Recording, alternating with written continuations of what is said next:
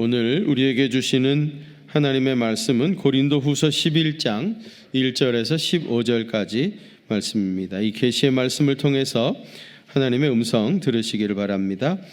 원하건대 너희는 나의 좀 어리석은 것을 용납하라. 청하건대 나를 용납하라. 내가 하나님의 열심으로 너희를 위하여 열심을 내노니 내가 너희를 정결한 처녀로 한 남편인 그리스도께 드리려고 중매함이로다. 그러나 나는 뱀이 그 간계로 하와를 미혹한 것 같이 너희 마음이 그리스도를 향하는 진실함과 깨끗함에서 떠나 부패할까 두려워하노라.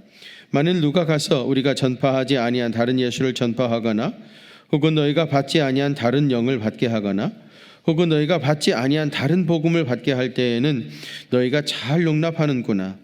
나는 지극히 크다는 사도들보다 부족한 것이 조금도 없는 줄로 생각하노라.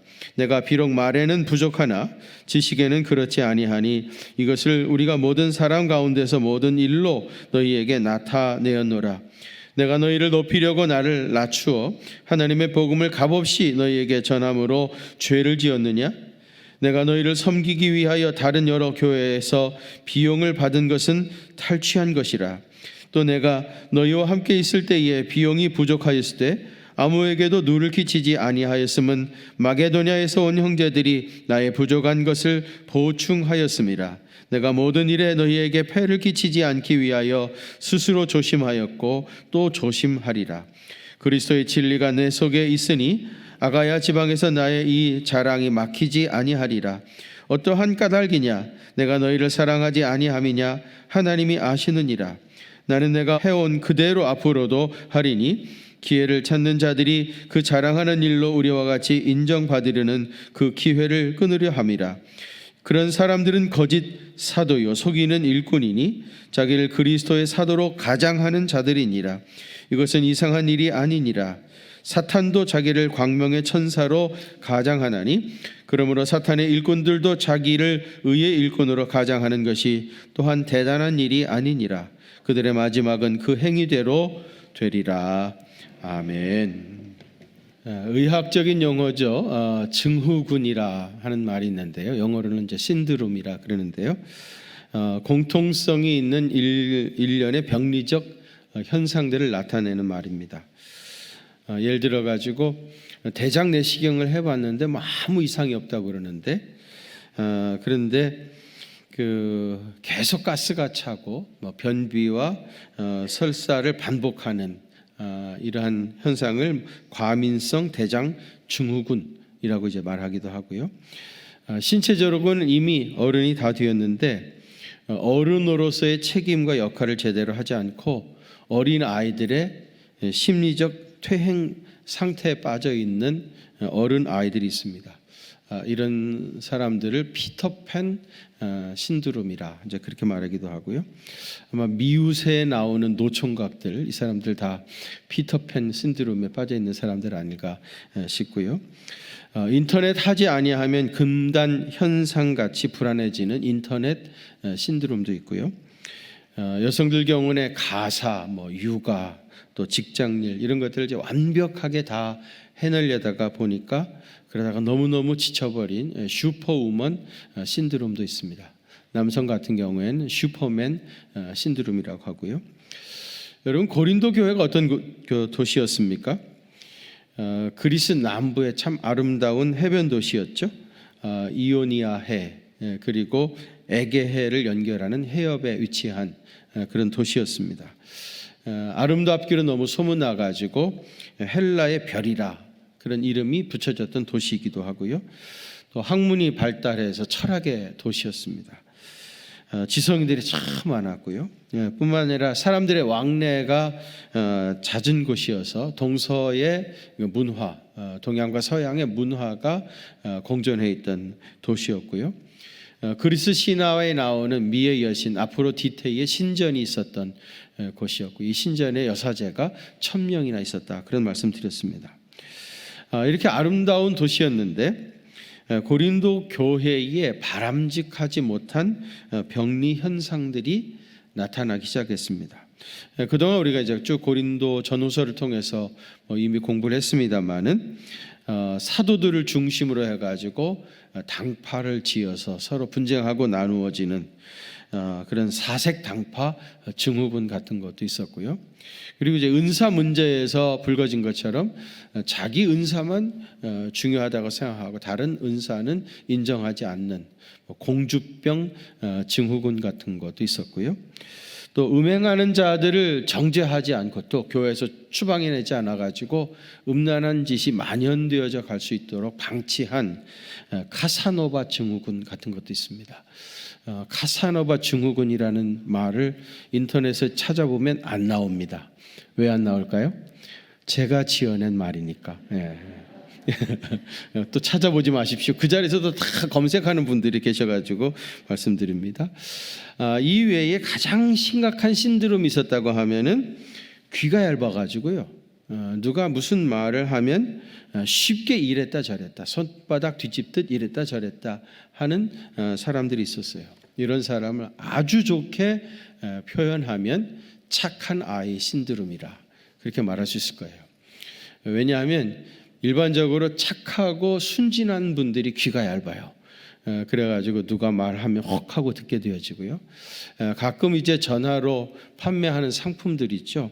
뭐 예를 들면 보험 상품이라든가 뭐 통신 상품 이런 거 걸려왔을 때 이제 모르고 받았다가 적절한 타이밍에 이걸 끊어야 되는데 그 타이밍을 놓치게 되어지면 이제 붙잡혀 가잖아요.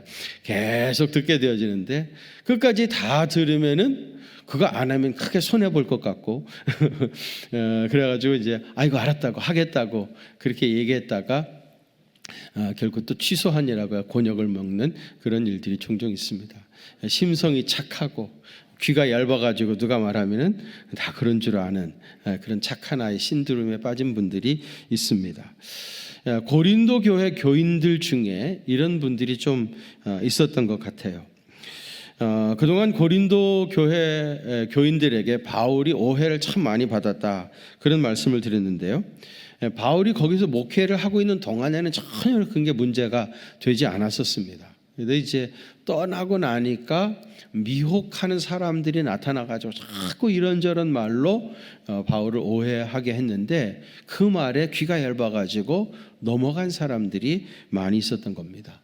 오늘 우리가 봉독한 본문에는요, 바울의 사도성에 대한 오해를 하는 사람들이 있었어요. 여러분 사실 사도라고 하는 말은 아무데나 붙이는 아무에게나 붙일 수 있는 말은 아니죠. 여러분 사도행전 1장에 보면은 가룟 유다 대신에 마띠아를 12번째 사도로 택하는 과정이 나오는데 거기 사도행전 1장 22절에 보면 항상 우리와 함께 다니던 사람 중에 하나를 세우자. 항상 우리와 함께 다니는 사람이라는 것은 예수님의 직제자라는 말입니다. 주님의 직제자 중에 우리와 더불어 예수께서 부활하심을 증언한 사람이 되게 하여 하리라 그랬어요. 사도들의 사명은 부활을 증거하는 일이잖아요. 그래서 사도가 되려고 하면은 부활의 목격자이어야 합니다. 사도의 반드시 두 가지 조건은 첫째는 예수님의 직제자이어야 하고요. 두 번째는 부활의 목격자이어야 합니다.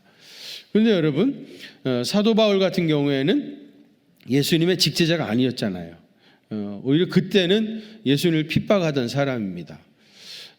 그리고 이제 바울이 나는 부활하신 주님을 만났다.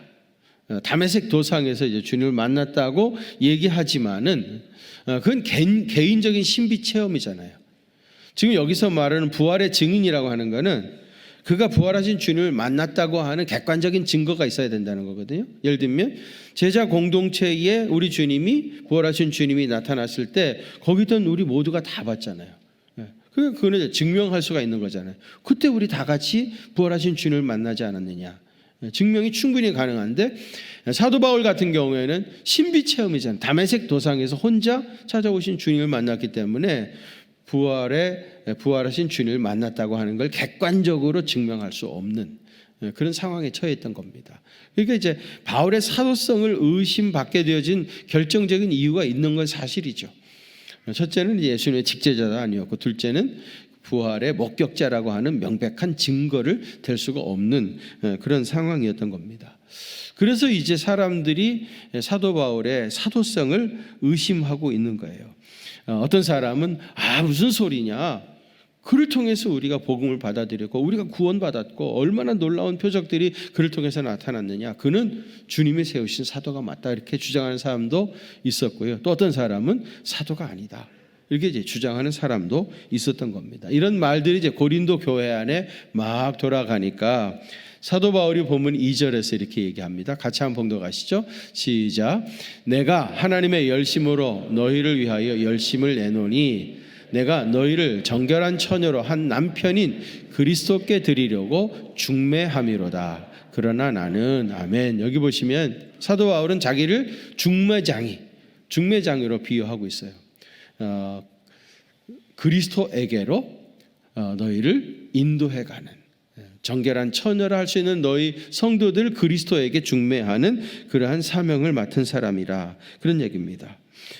그런데 3절에 보시면은요, 뱀이 하와를 유혹한 것 같이 미혹하는 자들이 나타나서 너희 마음이 그리스도를 향하는 진실함과 깨끗함에서 떠나 부패할까 두려워함이라. 자기는 중매장이로 그리스도에게로 너희를 인도하는 사명을 받았는데, 그런데 뱀이 하와를 유혹했던 것처럼 미혹하는 자들이 나타나가지고요, 너희의 마음을 흔들어대는 거예요. 그래서 진실함과 깨끗함에서 떠나 너희가 부패하게 되질까 걱정이 된다는 겁니다. 사실 여러분, 바울이 진심으로 걱정했던 것은 사람들이 나를 사도로 인정해 주지 않는 것, 그게 문제가 아니었습니다. 나 한 사람 사도성을 인정받지 못하고 끝날 일이었다고 하면은 바울이 이렇게 강변해서 얘기하지도 않겠죠. 문제는 바울의 사도성을 의심하게 되어지면 그 다음에 찾아오는 게 뭐예요? 그가 전했던 복음이 잘못된 것이다. 그리고 그가 세웠던 고린도 교회도 문제가 있는 것이고요. 더 나아가게 돼서 예수 그리스도까지 부정하게 되어지는 거예요. 사실 이단자들이 미혹하는 사람들의 속셈도 단순히 사도 바울 한 사람 끌어내리려고 그러는 것이 아니고요, 결국은 그의 사도성을 의심하게 함으로 그리스도 자체를 부정하는 것까지 끌고 가려고 지금 그런 속셈을 가지고 했던 거예요. 그러니 사도 바울이 가만히 있을 수가 없지 않겠습니까?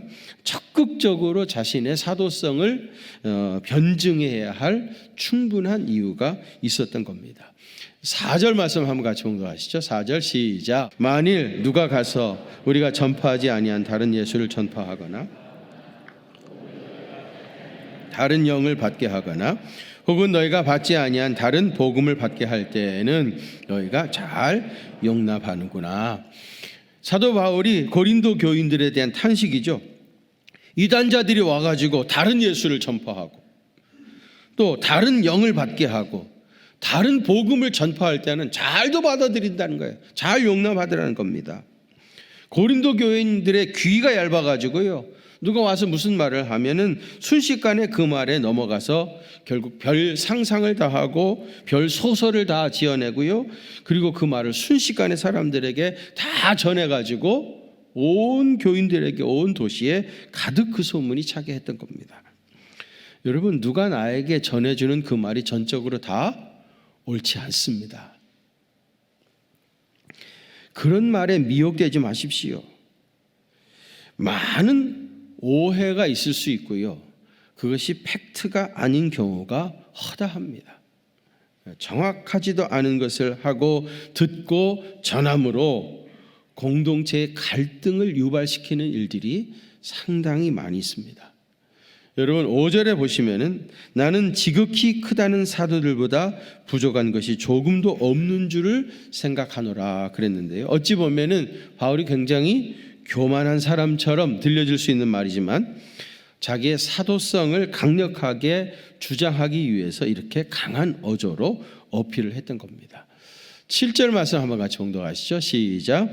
내가 너희를 높이려고 나를 낮추어 하나님의 복음을 값없이 너희에게 전함으로 죄를 지었느냐. 사도 바울이 사역하면서 교인들을 섬기려고 항상 자기 자신을 스스로 낮추고 아무 대가나 보상을 받지 아니하고 값없이 복음을 전한 것이 그게 잘못된 것이었느냐? 그것이 무슨 죄를 지은 것이냐? 그렇게 항변하고 있는 겁니다.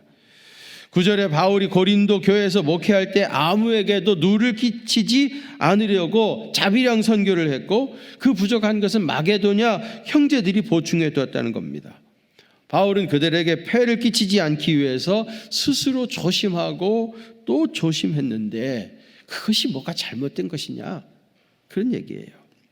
여러분, 사도 바울은 정말 귀한 사도였는데 고린도 교회 교인들의 귀가 얇아가지고 미혹하는 사람들의 말을 듣고 자꾸 오해를 하고 사도성 자체까지 의심하는 지경에 이르게 되어진 겁니다. 여러분, 고린도 교인들을 이렇게 미혹했던 사람들의 정체가 무엇이었겠습니까? 13절 한번 보시면은 13절, 그런 사람들은 뭐라고요?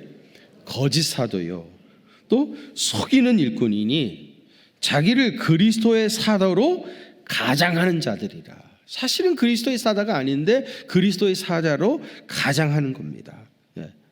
이렇게 속이는 자들이에요. 14절에 보시면 사탄도 자기를 광명의 천사로 가장한다.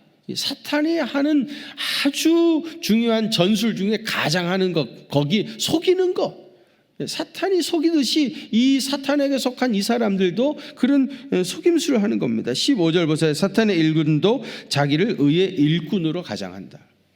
실제로는 사탄의 일꾼인데 의의 일꾼으로 가장하고 나타나가지고 교인들을 이렇게 미혹합니다. 이런 사람들의 미혹에 넘어가지 않으려고 하면 분별력이 있어야 됩니다. 뭐가 있어야 된다고요? 분별력이 있어야 돼요. 분별력이 있어야 누가 뭐라고 해도 미혹에 넘어가지 아니하고 바른 길에 설 수가 있어요. 세상의 모든 것은 유튜브에 있다, 그런 말이 있습니다. 사실이 그렇습니다. 여러분들이 궁금하고 알고 싶은 거, 배우고 싶은 거 그 유튜브 검색창에 탁 치면은요 아마 수백 가지 자료들이 순식간에 올라올 것입니다. 근데 문제는 그걸 읽어보면 다 똑같은 소리만 하는 게 아니에요. 정반대의 소리를 하는 사람들이 많아요. 정반대의 소리. 누구는 이렇게 얘기하고 누구는 이렇게 얘기하고. 근데 유튜브는 결론을 내려주질 않습니다. 그런 자료만을 제공할 뿐이고 다 읽어보고 그 다음에 판단은 누가 해야 됩니까? 오롯이 자기 자신이 해야 되는 거예요. 아, 이게 맞는 말이구나. 아, 이게 옳은 길이구나. 그 판단은 누가 해야 됩니까? 자기 자신의 몫인 겁니다. 그런데 여러분, 그걸 판단한다는 게 이게 쉽지가 않아요. 들어보면 우리가 다 귀가 얇아가지고 다 맞는 소리를 하는 것 같아요. 솔깃해서 뭐 증거도 있고요, 논리도 분명하고요. 그 사람 얘기 들어오면 그 말이 맞아. 또 다른 사람 얘기 들어오면 또 다른 사람 얘기도 맞아. 그냥 아무 근거 없이 그냥 되는 대로 하는 게 아닙니다. 나름대로 자기 논리가 있고 증거하는 자료들이 있는 겁니다. 도대체 누구 말이 맞는 겁니까? 근데 우리는 그 중에 어떤 길을 택해야 되는 거예요. 그래서 어쩌면 우리는 정말 힘든 시대를 살고 있습니다. 무엇이 찌라시고 무엇이 팩트인지를 구별할 줄 아는 것이 이게 신지식입니다. 여러분, 예전에는요 시험 같은 거, 아이들 시험 보면 전부 다 외우는 거였잖아요. 예를 들면 역사 같은 거 완전히 다 외워야 되죠. 나는 외우는 거 싫어해가지고 역사를 좀 싫어했던 사람입니다. 연대 외워야 되고, 왜? 시험에 나오니까. 이번에 목요일날 아이들 시험 보잖아요. 아무리 외워도 돌아서면 또 잊어버려요. 우리 조선시대 왕들 이름 줄줄이 다 외웠죠. 태종, 태세, 문단세 뭐 이래가지고 그거 외울 필요 하나도 없게 됐습니다. 그죠? 왜요? 궁금하면은 핸드폰에 쳐보면은 그냥 쫙 다 나오니까. 이제 암기력 테스트하는 시험은 아무 의미가 없는, 암기력 좋은 분들이 공부 잘한다는 말하는 시대는 이미 벌써 지나가 버렸습니다. 그럼 신지식이라고 하는 건 뭐냐? 신지식. 많은 자료들을 읽고 그 중에 무엇이 더 옳은 길인가? 무엇이 더 바른 길인가? 이걸 판단할 수 있는 그런 능력을 가진 사람이 지식인인 겁니다. 제가 전에도 한번 말씀을 드렸는데요. 책 한 권 읽은 사람이 제일 무식한 소리를 하게 되어 있습니다. 이 사람은 그 책 한 권만 읽었기 때문에 그거밖에 모르는 거예요. 그러니까 그거밖에 모르니까 그게 진리라고 생각하는 것이고 그게 다라고 생각하는 것이고 갈등하고 자식고 할 것도 없어요. 그거밖에 모르니까. 그래서 고집스럽게 그것을 주장합니다. 미안하지만 고집이 세신 분들은 신념이 강해서라기보다는 무식해서 그럴 수가 있습니다. 그거밖에 모르니까. 그거밖에 생각하지 못하니까. 그러나 여러분, 세상은 내가 생각하지 못했던, 내가 경험하지 못했던 훨씬 더 많은 것들이 더 있습니다. 어쨌든 간에 우리는 지금 주어져 있는 정보의 홍수 시대에 이 인터넷상에 주어져 있는 많은 정보들을 다 읽고 나름대로 판단을 해야 되는 거예요. 근데 그 판단이 결코 쉬운 일이 아니라는 거예요.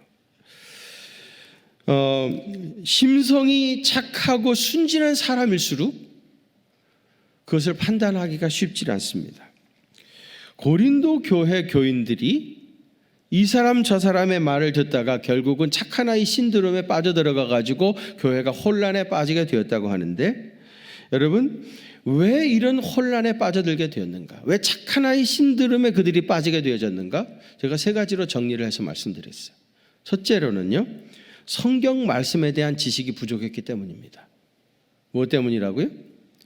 성경 말씀에 대한 지식이 부족해서 그래요. 여러분, 우리 그리스도인들은 모든 판단의 기준이 뭐예요? 성경 말씀이죠. 우리의 모든 행위와 모든 사상과 모든 문화와 이 세상에서 되어지는 모든 일의 기준이 뭡니까? 성경입니다. 라틴어로 성경을요, 캐논이라고 그래요. 캐논이라고 하는 말은 뭐냐면 길이를 재는 자, 이걸 캐논이라고 그래요. 이게 몇 센치쯤 될까? 누구는 뭐 20cm다, 누구는 30cm다. 막 서로 싸웁니다. 싸울 필요 하나도 없어요. 캐논을 갖다 딱 대보면은 미리까지 나옵니다. 모든 행위와 모든 문화와 모든 사상의 기준이 뭐예요? 캐논인 하나님의 말씀이에요. 그래서 여러분은 하나님의 말씀의 전문가가 돼야 됩니다. 그래야 이 정보 홍수 시대에서 무엇이 옳은가 그른가 하는 것을 판단할 수 있어요. 그래서 여러분 성경 공부를 많이 하셔야 됩니다. 어제도 우리 성인교육부에서 국내 성지순례 다녀왔는데 많은 분들이 참여하셨어요. 여러분 성경 공부를 많이 하셔야 되는데, 제가 여기서 말하는 성경 공부라고 하는 것은 단순히 성경 지식, 성경의 스토리들을 많이 아는 것 정도를 말하는 건 아니에요. 사실 여러분 성경은 정독을 한 10번 정도 하게 되어지면 성경의 스토리는 거의 대부분 압니다. 근데 진정한 성경 공부라고 하는 것은 그 성경의 이야기 속에 그때 당시에 주어졌던 삶의 자리, 그 메시지가 무엇이었는지를 발견하고 그것이 오늘 21세기를 살아가는 오늘 우리 시대에 주어지는 메시지는 무엇인가를 분별해서 그 말씀으로 오늘 여기에 있는 나 자신을 성찰하고 바라볼 수 있는 것, 거기까지 나가야 온전한 성경 공부가 되어지는 겁니다. 왜 자꾸 사람들의 말에 흔들리고 하는 소리 따라하면서 이렇게 착한 아이 신드롬에 빠집니까? 하나님의 말씀, 기준인 하나님의 말씀을 제대로 알지 못하니까 혹해가지고 따라가고 따라다니고 그러는 겁니다. 말씀의 전문가 되시길 바랍니다. 성경 공부하는 일에 더욱더 힘을 내시길 바랍니다. 두 번째로는 교회에 대한 신뢰가 부족했기 때문입니다. 고린도 교회 전체가 바울은 사도가 아니다, 그렇게 결정한 게 아니에요. 여전히 사도 바울은 고린도 교회를 세운 설립자였고요, 사람들이 대부분 인정하는 사도였고요, 그를 통해서 복음을 받았대요. 만일에 고린도 교회가 바울의 사도성을 인정하지 않았다고 하면은요, 이 고린도 전후선이 뭐니 하는 이런 편지들 자체도 오늘 우리 손에 있지 않을 겁니다. 사도도 아닌 사람이 쓴 책을 하나님의 말씀이라고 우리가 읽겠습니까? 교회는 사도 바울의 사도성에 대해서 조금도 흔들림이 없었어요. 그 결정에 조금도 변화가 없었습니다. 그런데 귀가 얇은 사람들이 미혹하는 사람이 와가지고 말하는 몇 마디 듣고 바울의 사도성을 의심하고 흔들렸던 거죠. 여러분, 나의 생각은 흔들릴 수 있지만은 더 분명한 건 뭐예요? 교회의 결정, 교회가 가르치는 것, 그것이 기준인 거예요. 이걸 제대로 알지 못하고 그저 자기 생각, 한두 사람에게 들었던 어떤 말, 이런 것들 때문에 가지고 흔들리니까 이런 사람들이 생기는 겁니다. 예를 들면 여러분, 사도신경, 이거는 우리가 믿는 신앙의 내용을 고백한 것이죠. 제가 전에 사도신경 강해를 했었죠. 그때 그런 말씀을 드렸어요. 여러분, 사도신경에 성경에 나오는 이야기입니까? 사도신경에 성경에 나와요? 나오는지 안 나오는지도 모르시나요? 안 나오지요? 사도신경이 성경에 안 나오니까 어떤 사람은요, 성경에도 안 나온 사도신경을 고백하면 안 되는데 사도신경 고백하는 교회는 이단이래. 말도 안 되는 소리죠. 사도신경은 제가 전에도 말씀드렸지만 적어도 400년에서 600년 정도의 긴 시간을 거쳐가지고 신학적인 토론, 논쟁, 연구의 연구를 거듭하고 문구를 다듬고 그래가지고 교회가 결정한 우리의 신앙의 내용을 고백한 겁니다. 그래서 너는 뭘 믿니? 교회 다니는데 뭘 믿어? 그렇게 물을 때에 사도신경을 고백하면 정답이라, 그렇게 말씀을 드린 적이 있어요. 교회가 우리가 믿는 신앙의 내용을 결정한 겁니다.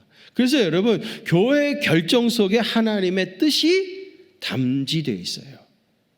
교회가 곧 하나님이라고 말할 수는 없지만 교회의 결정 속에 하나님께서 역사하셔서 교회의 결정 속에 하나님의 뜻이 담겨 있는 거예요. 그래서 교인들은 교회의 가르침을 따라야 돼요. 제가 우리 교단의 이단 사이비 대책위원입니다. 이단 사이비 대책위원들은 뭐를 하느냐 하면은요, 전국 교회에서 이단에 빠져가지고 교인들이 많은 폐해를 입잖아요. 그러면은 그런 이단 집단들이 하는 것들을 기본적으로 조금 조사해가지고 우리 총회에 보내요. 이 집단이 이단인지 아닌지 좀 연구해달라. 그러면 우리 이단 사이비 대책위원들이 그걸 가지고 몇 년씩 연구하고요, 찾아가서 만나기도 하고 질의서를 보내가지고 답변을 받기도 하고, 그래가지고 어떤 집단은 이단이다, 아니면 이단성이 있다 그렇게 말하고요, 사이비다 그렇게 말하기도 하고, 사이비성이 있다 그렇게 말하기도 하고요. 어떤 경우에는 그런 집단에 가지 말라, 접근 금지, 참여 금지, 아니면 참여를 자제하세요. 하나도 덕이 되지 않습니다. 그러다가는 어려움을 겪을 수 있으니까 참여하는 걸 자제하십시오. 참여, 자제, 이런 식으로 이제 판단을 하는 겁니다. 우리 이단 사이비 대책위원회 우리 목사님들만 있는 것이 아니라 전문위원들이라고 신학 교수들도 여러 분 계시고 상담소장들도 있어요. 그래가지고 결정을 한 겁니다. 그거를 교인들이 따라야 되는 거예요. 근데 가보니까 이단도 아니고 좋기만 하더만 이러고 다니는 사람들은요, 교회 머리 위에 이분이 계신 거예요. 교인은 교회의 가르침, 교회의 치리에 따르고 순종해야 됩니다. 가지 말라 그러면 가지 말아야죠. 이단이다 그러면 이단인 줄 알아야죠. 왜 이단이다 아니다 그걸 우리 교단에서 결정하겠습니까? 성도들인 여러분을 보호하기 위해서 그런 거예요. 다른 이유 하나도 없어요. 우리 교인들이 잘못될까 봐, 이단에 빠져가지고 그 영혼이 멸망받을까 봐, 그래서 목숨을 걸고 이단과 싸우는 거예요. 교회의 가르침을 무시하니까 여전히 고린도 교회는 바울의 사도성을 고백하고 인정하고 다 믿고 따르는데 몇 마디 말 듣고 바울은 사도가 아니야, 그런 말들이 돌아갔던 겁니다. 교회의 가르침을 따르시길 바랍니다. 세 번째로는 미혹하게 하는 영이 있기 때문입니다. 우리 이단에 빠진 사람들 가만히 보면은요, 이거 도저히 이해할 수 없는 일이 있어요. 도저히 그 사람들이 가르치고 주장하는 거는, 이거는 조금만 생각해봐도 말도 안 되는 거예요. 자기가 하나님이래, 자기는 죽지 않는데 이게 말이 될 일입니까? 그러면서 신처럼 행세하는 거예요. 우리가 생각할 때는 이 사람들은 다 바보 멍충이들만 있는 것으로 생각이 되는데요, 가보면요 그렇지 않습니다. 우리보다 공부 많이 한 사람도 계셔요. 대학 교수님들도 계십니다. 예? 다 가난한 뱅이들만 있는 게 아니고 거기 큰 회사를 하는 재벌들도 있습니다. 우리 교회에서는 청소년들이 교회를 떠나는데 거기 가보면요, 청소년들이 얼마나 많은 줄 몰라요. 청년들이 얼마나 많은 줄 몰라요. 이름만 대면 아시는 인기 연예인들도 많습니다, 여러분. 그 멀쩡한 사람들이 도대체 어떻게 거기 가가지고 그거를 교주라고 하나님이라고 섬기고 있냐고요. 미혹하는 영이 있기 때문에 그래요. 이건 영의 역사입니다. 미혹하는 영이 그 배후에서 역사하고 일하고 있기 때문에 그런 있을 수도 없는 일이 가능한 것이지요. 그렇지 아니하면은 있을 수가 없어요. 여러분, 배후에 미혹하는 영의 역사가 있다는 것을 아셔야 됩니다. 이건 영적인 싸움인 거예요. 그래서 여러분, 늘 영적으로 깨어 있어야 됩니다. 주님의 진리의 말씀 안에 있어야 됩니다. 교회 공동체 속에 속해 있어야 됩니다. 교회의 지도를 따르고 교회 공동체 안에 머물러 있어야 여러분 영혼이 안전합니다. 고린도 교회가 착한 아이 신드롬에 빠져 있었다고 했는데 그 이유를 제가 3가지 말씀드렸어요. 그 첫째는 뭐죠? 성경 말씀에 대한 지식이 부족했기 때문에, 두 번째는 교회에 대한 신뢰가 부족했기 때문에, 세 번째로는 미혹해하는 영의 역사 때문이라고 했습니다. 여러분, 이 말씀으로 잘 무장해서 이 역사의 마지막 때에 이단과 사이비가 득세하는 이 시대에 진리의 말씀에 굳건히 서서 주님께 쓰임받는 귀한 생애 살아가게 되시기를 주님의 이름으로 축원합니다. 거룩하신 아버지 하나님, 미혹하는 사람들이 우리 곁에 다가와서 달콤한 말로 미혹하는 이단 사설에 빠져들지 않도록 도와주시고, 교회 공동체를 중심으로 신앙생활을 잘 감당해서 역사의 마지막 때에 더욱 값지게 쓰임받는 신실한 주님의 종들이 다 되시도록 은혜 더해 주옵소서. 예수님, 이제는 우리 구주 예수 그리스도의 그 크신 은혜와 하나님 우리 아버지의 무한하신 사랑하심과 성령님의 위로하심과 교통하심이 우리 경기중앙교회 사랑하는 성도들과 또 저들의 가정과 그 생업의 현장들 위에 이제로부터 영원토록 함께 계시옵기를 간절히 축원하옵나이다. 아멘.